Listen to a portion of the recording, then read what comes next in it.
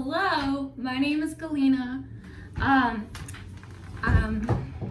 I got the Antebellum Era. I got 2 chapters, lucky me, and so I have 2 different illustrations for both of them because there's 2 theses. Let me show you. This is the thesis for chapter 5. So the thesis for chapter 5 was basically the environment shaped slavery, which is wrong because racism shaped slavery. And let me tell you more about that.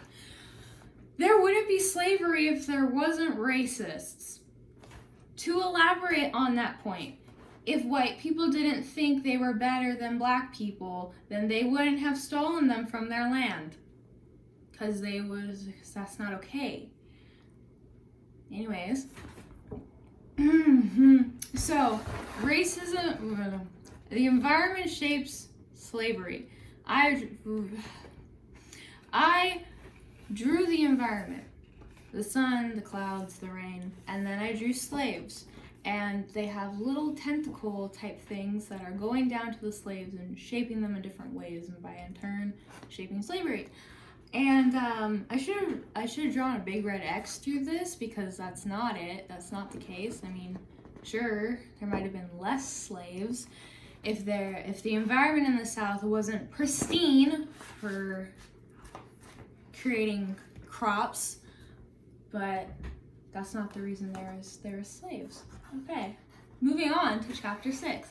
Chapter 6 thesis was that the reason the North won the war is because of the North and South's differing ideologies on land, and also because the North basically got all their stuff from other places. The South was independent, kind of, even though all they were making was cotton, and so it totally ruined the land and way messed up a lot of people's lives because it killed them. You know, starvation, dehydration, the famine, the big 3. So I drew a northerner with a little blob around him and a southerner with a little blob around him, and that's supposed to represent their different ideologies. So the North ideology is that every man should have his own land so that he can support himself. The South ideology was, no, I disagree. Let's a couple people buy up all the land because of money. But they were both capitalists. Do not forget that point. They were just capitalists in different ways.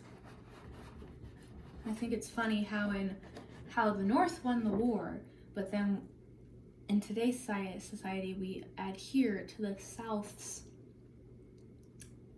ideas about land ownership and stuff. Think about it. So I drew the sea because they got they got crops and stuff from different places, so they could sustain themselves. In the South, they have one big plantation for one big guy, and that a bunch of dead people in it, because if you only grow cotton, it ruins the land, and then you have no food, and then you die, which is like a real bummer. So yeah, there's that. Okay, moving on to the case study. I hope I explained chapter 6 enough. Who knows?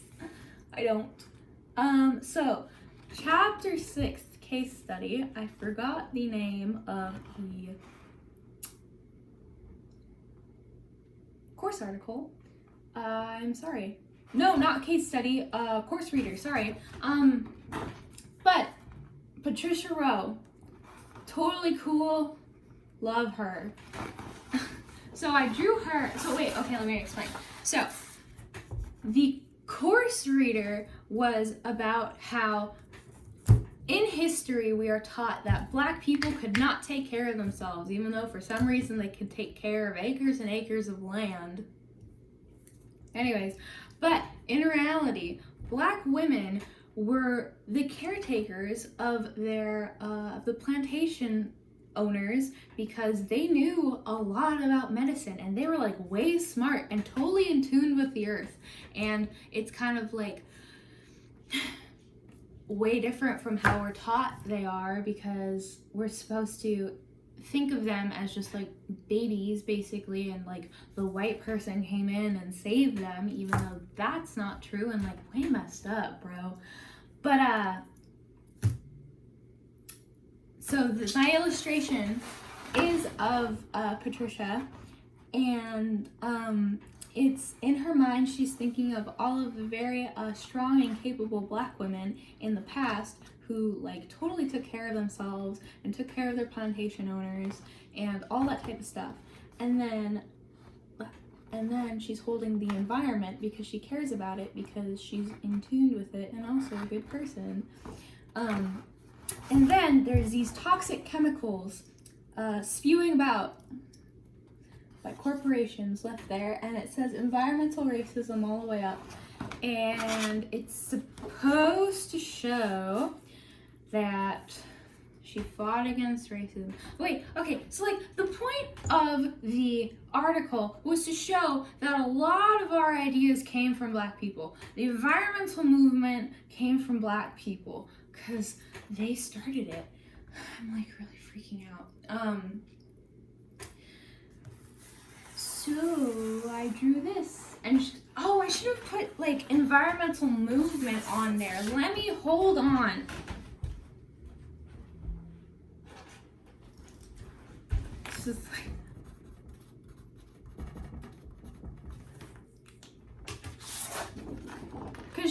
okay, so now it says movement, and it's basically like the environmental movement that she was a part of starting. She's so cool. So it's like, history is completely whitewashed. Like, we are taught a lot of things, like we white people, Americans, are taught a lot of things from other cultures and other people from other races and other walks of life all the time, and it's completely whitewashed because you can sell a white person's story better to white people than you could a Black person's story or a Latinx person's story. That's my opinion, though. Anyways, moving on. So, case study. I did these out of order. So the case study for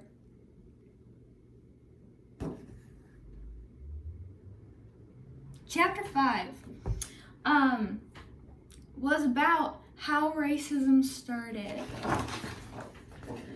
So, racism started because people wanted to justify reasons to take advantage of other people. Okay, let me rephrase that. Racism started because white people wanted to justify taking advantage of people of color. So, I illustrated a person and another person, and this person's brain says creates race to justify hate, and this person says equates indigenous people to animals to justify hate, and then they're like sharing their horrible ideas, which is also called racism. And then I have indigenous people in the background being themselves. I don't know what else. And so it's like really interesting because in the beginning, when explorers were coming over to America, we're going down to other places. I was gonna make a joke about a song, but I couldn't think of one because the joke that's not important. Okay. So, if you look at the facts, at the beginning, people didn't really create the division of race that is now so ingrained in our society, because at first there wasn't a need to create race. But when there was, when white people could find out that if they justified the exploitation of people of color and that would bring profit, then race was made and racism came out of it, which is like such a bummer, man. That's an understatement. Okay, so case study for chapter 6. This was for chapter 5. I don't think I said that. That's okay. Case study for chapter 6. It says, why Civil War? So I drew a pie chart. The rest of this, the thing that is not pink and not purple are not a part of it. I just wanted to make it look more interesting. So I drew a pie chart. The pink is slavery and the purple is slavery, but it's called states' rights. And the point of this is that no matter how you slice the pie, the reason for the Civil War was slavery. You see my mess up there? That's because of manipulation that has been heaved upon us since we were learning about Civil War in possibly 6th grade. I don't remember, because it was a lie. Anyways, so I think that about sums it up, that the reason for the Civil War was slavery. Everyone back then agreed upon it. Why can't we agree upon it now?